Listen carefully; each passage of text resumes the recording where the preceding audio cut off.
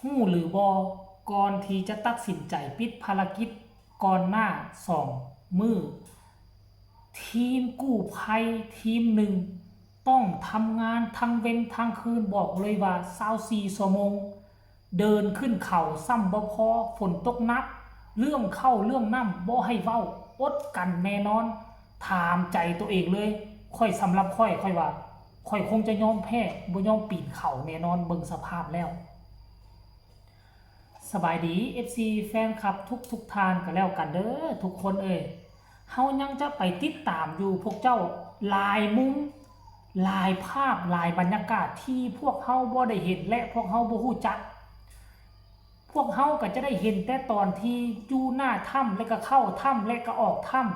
ำเนาะมื้อนี้จะพาทุกคนไปติดตามทีมสำรวจคือเก่าเหมือนเดิมเมื่อวานนี้ก็คือกันแล้วพาไปติดตามคลิปนึง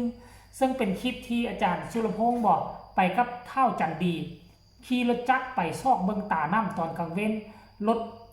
ถจักรล่มปิ้นคว่ำปิ้นง่ายไปกลายเป็นเสียงหัวเราะเสียงสนุกไปแต่คลิปนี้มันจะมีคลิปตอนที่กระเจ้าขึ้นภูขึ้นเทิงหลังถ้ำเพื่อจะไปซอกหาปองแป๋วลงไปเอา2 คนนั่นน่ะเพราะว่าอย่างมันเข้าสู่ฤดูฝนเต็มทีแล้วทีมงานเขาเจ้าก็บอกกันเป็นในๆแล้วแหละอีก 2-3 มื้อเขาจะยุติภารกิจเด้อคงจะหู้แล้วทุกทีมงานคือแบ่งกันคือกลุ่มเข้าถ้ำกับกลุ่มเข้ากลุ่มออกกลุ่มนี้ออกกลุ่มนั้นเข้ากลุ่มนั้นออกกลุ่มนี้เข้าเป็น2-3 กลุ่มพุ่นน่ะเพื่อให้มันเล็งลัดเพื่อให้นั่นใดก็ได้ให้มันเจอ2 คนนั่นก่อนที่จะตัดสินใจถอนทีมพอเวลาทีมมันได้ตั้งไว้แล้วเวลาที่จะถอนตั้งวันทีไว้แล้วก็เลยสุ่มภารกิจใส่เฮาก็จะได้เห็นแต่ภาพบรรยากาศของกลุ่มอยู่หน้าถ้ำแต่มันมีกลุ่มนี่นะกลุ่มกู้ภัยที่ห้อยตัวโหนสลิงนะทุกคนเขาเจ้าแห้งทุกข์ยากกลัวทีมหน้าถ้ำซ้ำค่อยว่าน่ะ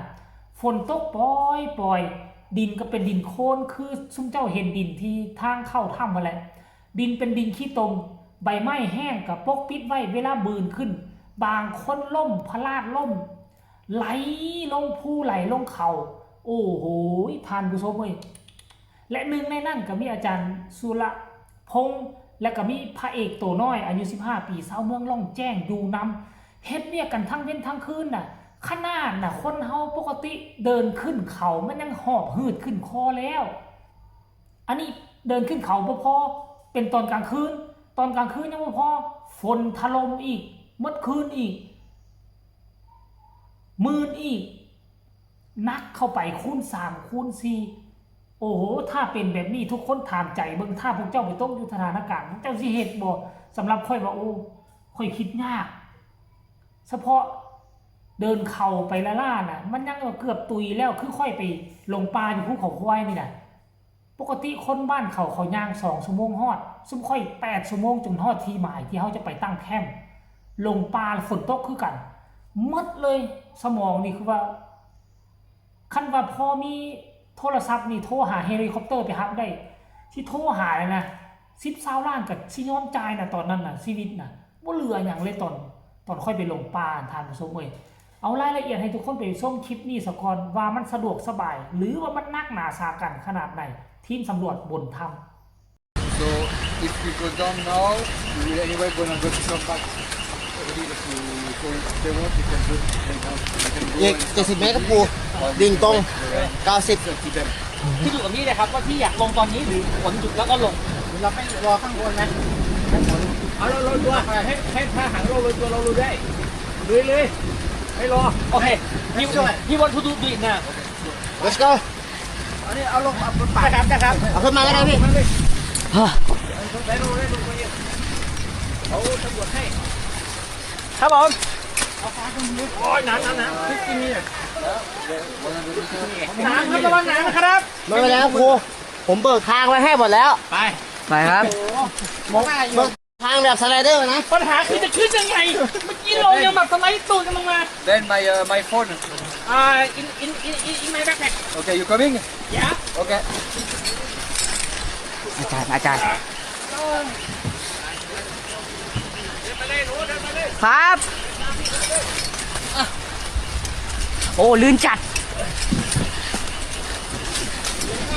เฮ้ย พี่กุ้ยได้ปะน่าไหนบอกว่าไหว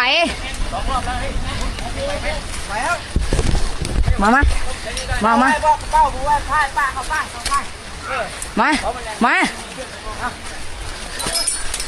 ก้มหัวไปโอ้ลื่นจัด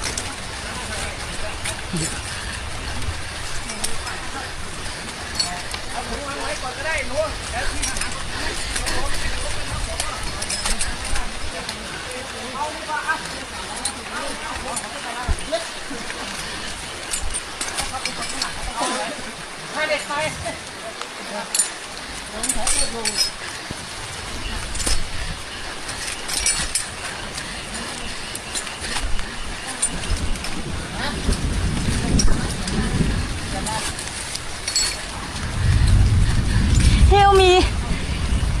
Help me!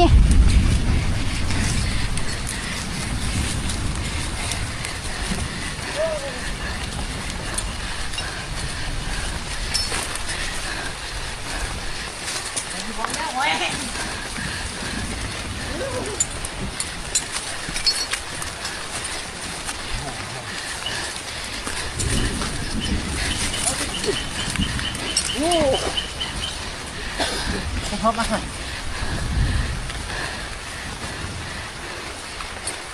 จับแล้วนะ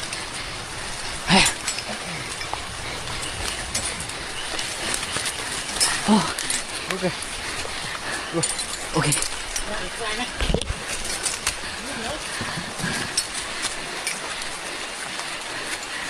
เป็นประกันเลยเนาะ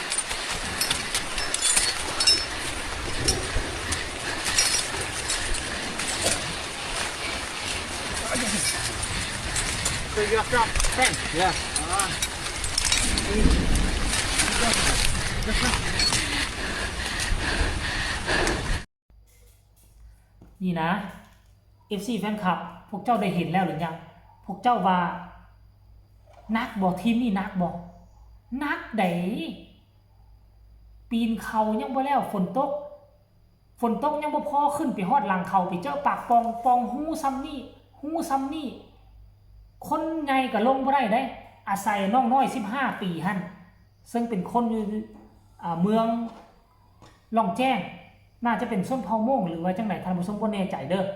อายุ15 ปีคันสิเอาคนอายุแก่กว่านั้นเขาหุ่นใหญ่หุ่นยาวสิไปปีนลงปากปองบ่ได้จำเป็นเลยเอาน้องน้อย15 ปีนี่มาช่วยอาจารย์สุรพงษ์สอนให้30 นาทีหลังจากนั้นก็ลุยตัวจริงเลยขั้นก่อนแล้วนี่ว่าใจบ่เข้มแข็งน้องคนนี้บ่มีทางที่จะเฮ็ดได้ขนาดเฮารุ่นซ้ำเฮานี่จะให้เฮาผู้เดียวโหยลงหูมืดๆคับๆแคบๆเฮาก็ยังบ่กล้าลงแต่น้องน้อยคนนี้สุดยอดเลยเฮ้ยแต่ว่าตอนนี้ก็ด้วยความดีด้วยความเก่งกล้าคนลาวอยู่ทั้งเวียงจันทน์เชิญน้องลงมามอบเงินให้10 กว่าล้านซื้อ iPhone ให้พาน้องไปเลาะไปเที่ยวเผลอๆอาจจะมีโฆษณาสินค้าเข้ามาเห็นบ่ล่ะการทำความดีนี่แหละมันได้ผลประโยชน์แนวนี้เองเด้ท่านผู้ชมเนาะเอาเห็นแล้วทุกคนรู้สึกแนวใดคลิปนี้นักบ่ลำบากบ่สมควรที่จะสรรเสริญเพราะฉะนั้นอาจารย์ติ้งลีเลยบอกว่าทุกแขนงการมีความสำคัญหมดบ่แม่นแต่กลุ่มที่คนหน้าถ้ำบ่แม่นแต่กลุ่มที่ไปสำรวจหน้าถ้ำบ่แม่นแต่กลุ่มที่ไปดำน้ำในถ้ำกลุ่มสำรวจหลังถ้ำบนถ้ำนี่น่ากลัวค่อยเว้าเลยโตท่าก็มีเอาปีนเขาอีกเฉพาะปีนกันยังเมื่อยเพราะแห้งแล้วฝนตกอีกมื่นอีกโอ้ต่างๆนานาขอชมเชยทุกคนก็แล้วกันเนาะใครอยากส่งกำลังใจให้ฮีโร่ของพวกเขาใครอยากย่องย่อสรรเสริญก็ขอให้ทุกคนกดไลค์กดแชร์ช่องนี้เอาไว้คลิปนี้เอาไว้ที่สำคัญเนาะสามารถส่งข่าวมาได้ทั้งใต้คอมเมนต์ส่งมารัวๆย่องย่อสรรเสริญทุกคนคือฮีโร่ภารกิจล่องแจ้ง